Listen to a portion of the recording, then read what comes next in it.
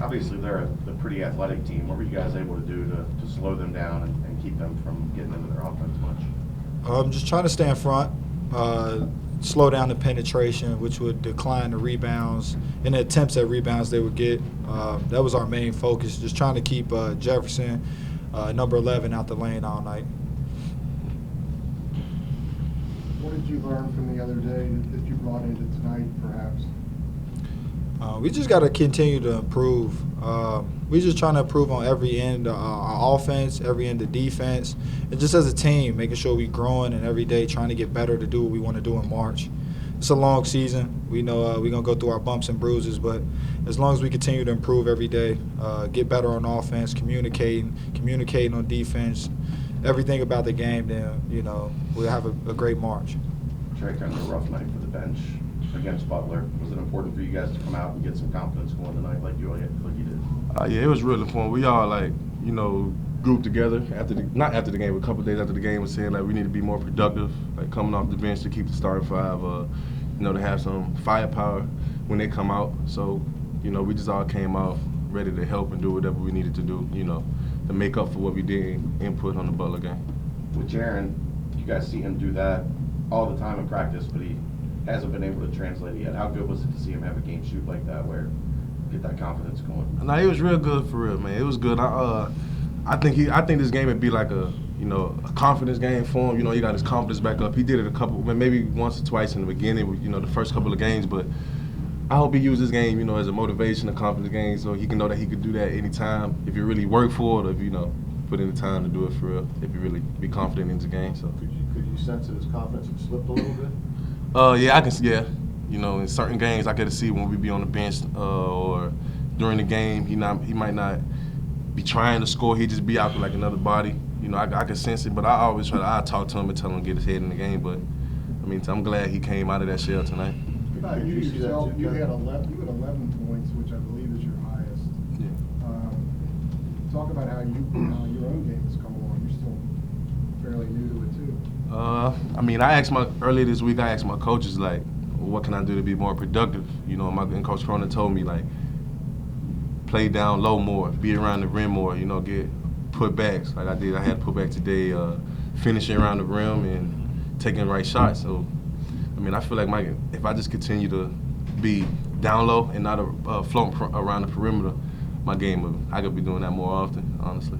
Yeah, you were doing that a little bit tonight too, getting closer to the basket. You got a couple buckets down there. Is that something you're looking to do as well? Yeah, this year, 15 feet and in has been really, really productive for me. Struggling from the three-point line right now. Just trying to make sure I'm still getting attempts, but 15 feet right now is my land. I'm enjoying it. I got a good rhythm there. So instead of running the break all the way at the three, I'm trying to get in a little closer and, build from there.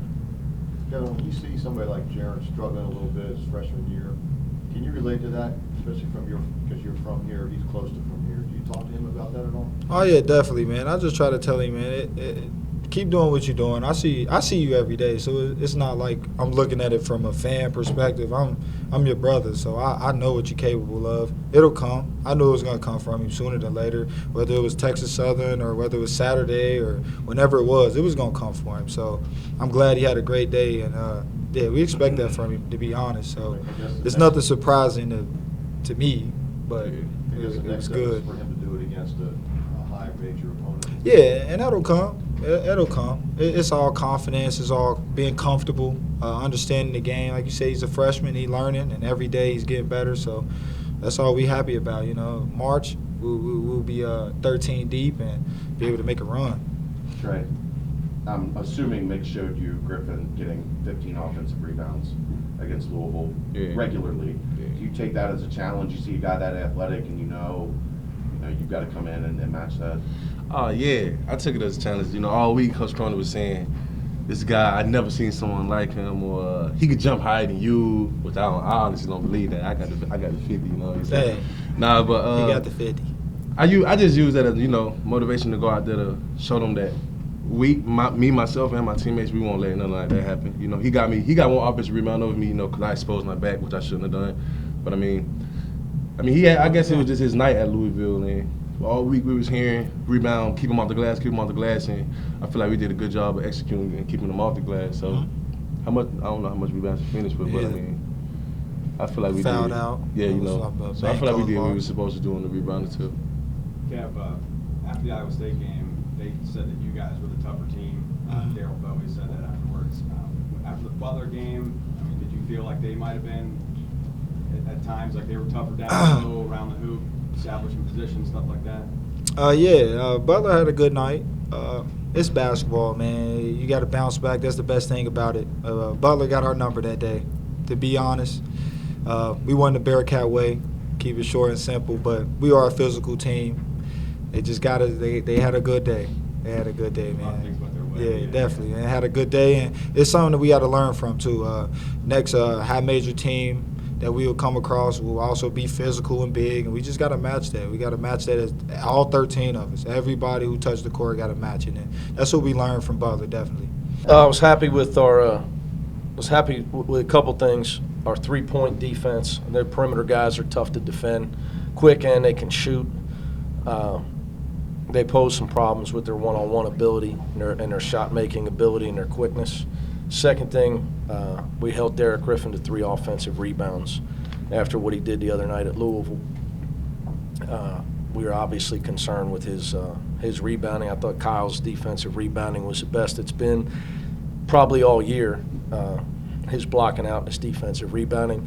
Our defensive rebounding got us out on the break. So we had 34 defensive rebounds because of our stops, and then finishing the possession with a rebound got us out on a break. That helped us get some separation and pull away. So those were 2 areas I was really happy with. Obviously, the assist to turnovers, 26-3 is kind of unheard of. But like I've said all along, this team should be a low turnover team. Like the way they bounced back from Saturday? Yeah, Saturday's a distant memory to me. So I just worry about the next game. I'm getting old. I've been around here a long time, so I'm pretty trained. I think even if you win, you got to improve. As a coach, try to tell the guys, you shouldn't have to lose to improve, and you got to be smart enough to know that you always got to keep improving. So it gets a lot harder to win games in January for everybody. Coaches figure out strengths and weaknesses. Conference play is brutal. I don't care what conference you're in. I know some conferences are but all conference games are tough, and you got to get better. So, my focus is, get better, no matter what. I think we got some of the guys still adjusting to my intensity in practice. You try to teach kids they got to be consistent with their effort and their focus. Young people struggle to pay attention to anything, let alone high-level basketball and trying to learn. So I just, experience tells me you got to improve at all times. Cumberland and Scott King had their career highs. Talk about how much they've developed since. Well, it's just one game. So, I've been coming in here for 11 years. Every time a young guy has a game, they say, is he comfortable now? Well, he was tonight. Jaron's had some really good practices. I've been on him to be aggressive. I was more happy with his defense and his rebounding. He had 3 at half. Because I've been on him about not living behind the line. Really been on all our perimeter guys about that.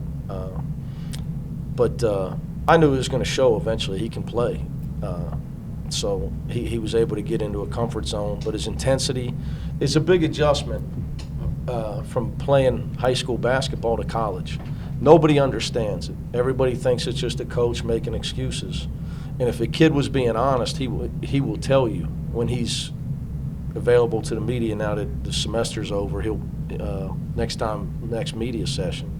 If he's honest, he'll tell you it's just a huge adjustment, the intensity level. Just the practices alone and everything you're getting hit with, and it just takes some time. It really takes time. So obviously he's getting better. Trey's had some good games for us. Tonight was a game of athleticism. Once it got going up and down, Trey excels, obviously, in those type of games. You said why you didn't start Kyle Washington? Yeah, I'm the head coach, and I get to start whoever I want. It's a great thing. I also get to get all the blame when we lose, but I get paid well, so I don't mind.